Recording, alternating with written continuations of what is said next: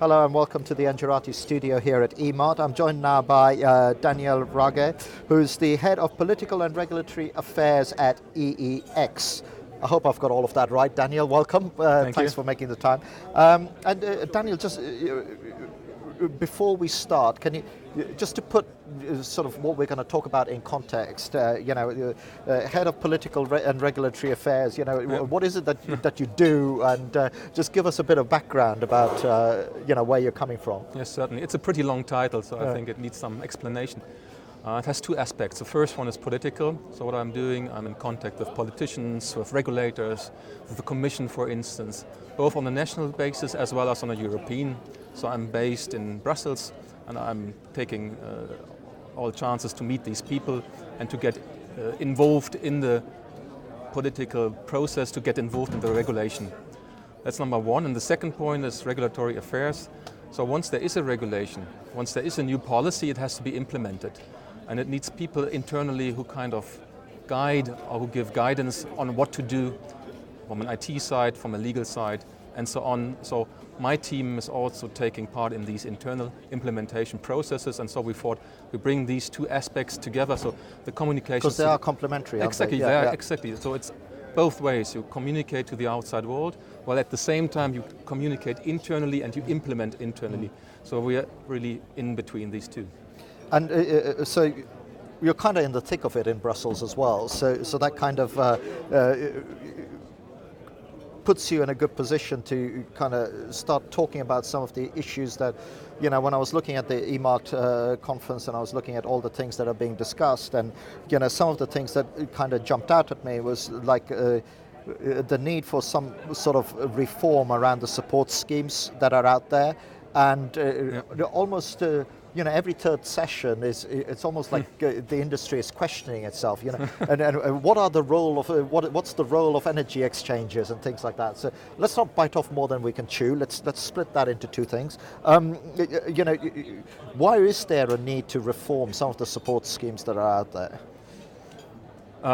Because we have seen a considerable growth in renewables over the last years, and it's further growing.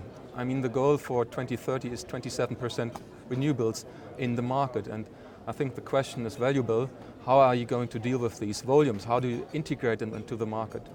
I think, though, it's very important to notice that we're not starting from scratch here. Sometimes I read that we need a new market design, that we need a revolution in this sector. I don't think so. I think we have come quite far already. So when it comes about the future, we would talk about the energy market 2.0, but it's not that we start from 0.5. I would say we are already 1.8 or something like that. Yeah. There's more which is needed, and we are, as an exchange, are constantly working on it. We are offering new markets, new products. We improve what we have, but the basis is there, and on this basis we can build up. I think that's an important message. It's not that we need everything new. Right, and that's always a dangerous thing, ripping everything up and starting again. Exactly. Sometimes you need to do that, but oftentimes that's a tough road to go down. So if you can bring some of the things out, what do you think, what are the roles of the energy exchanges within this renewable-centric ecosystem that we're building? Yeah, I think one central element of every exchange is that we treat our customers all the same. So we have anonymous, transparent trading at the exchange.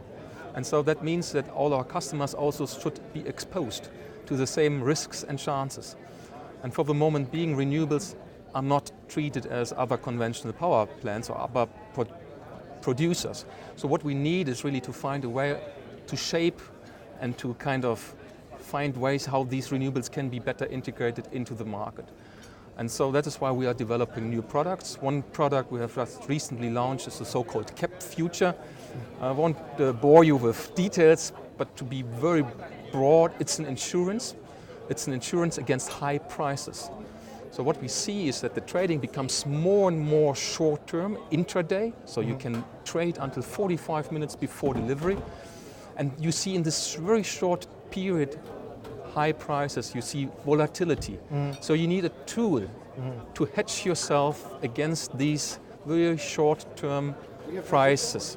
And this is the new Cap Future. So Renewables which are exposed, and that is a condition, renewables which are exposed to full market risk will need such instruments in the future in order to hedge themselves against such a situation. Yeah, so what you're saying, so there are I'm paraphrasing your thing, but I'm trying to understand the thing as well. So what you're saying is there's a need for a number of products that will form the basis of us being able to integrate or treat renewables without some of the traditional subsidies that we've used. Exactly.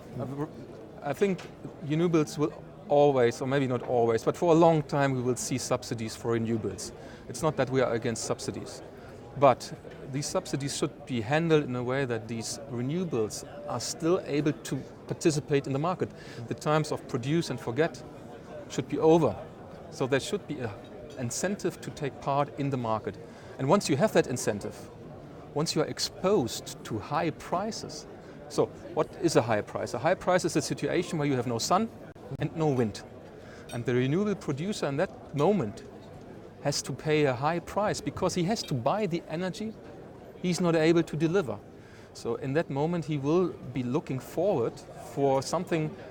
And that's where you need products like yours, which exactly, which hedge yourself against. So you still have to pay that amount of money at the physical side.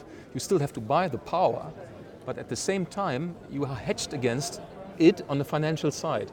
So that's how we think the future will look like. And on that note, you've kind of neatly segued me into the next phase of what I wanted to talk about is like how do we start adapting market design for increasing share of renewables, because there's one of the things that we've covered a lot on my network anyway, where we fundamentally believe that while I agree with you in the short term subsidies for renewables are needed, but we need to start putting out a more parallel track of phasing out those subsidies. You can't do it overnight, yes. But then also getting the market design right so that we further pull renewables in standing on their own 2 feet. So what in your view does that look like? I mean, you've articulated one thing, okay, that's one product about hedging against high market price, but what are some of the other things we need to look at? I think one very important element of the whole debate is that we accept high prices, that we accept price peaks, and it has been a political discussion, I think, in every single member state. Are politicians going to intervene if they see that there are high prices at wholesale markets? I always asked, why is that question? Because this wholesale market price, high peak there, will not have any influence on the end consumer. Yeah. Because the end consumer, he pays the average. But nevertheless, there seems to be the concern that there will be someone who intervenes to kind of restricts the price. So it's really important, and we see that in the past, that there is a strong confirmation by some that they will not intervene. So there had been a declaration by 12 countries before the summer, 12 countries in the central of Europe, which said we are not going to intervene, Germany, France and others. And recently in Germany we have seen the draft of the new energy market law, which you find in paragraph 1 that there will be no interference into the price signal. So I think this is number one. Once you trust, once you think that markets will be accepted, that market prices will accept it, products like I just explained, such a capped future will work. If you always assume that prices will be cut, you will never buy such a hedging product. And that is just one of the fundamentals of making a market work. You need that freedom and that, yes. that removal from political interference. I mean, why do you think that,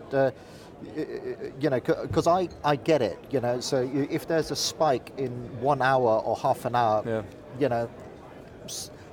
I don't want to belittle it, but so what? It doesn't mean I suddenly get landed with a huge utility bill the next day. It doesn't come to me.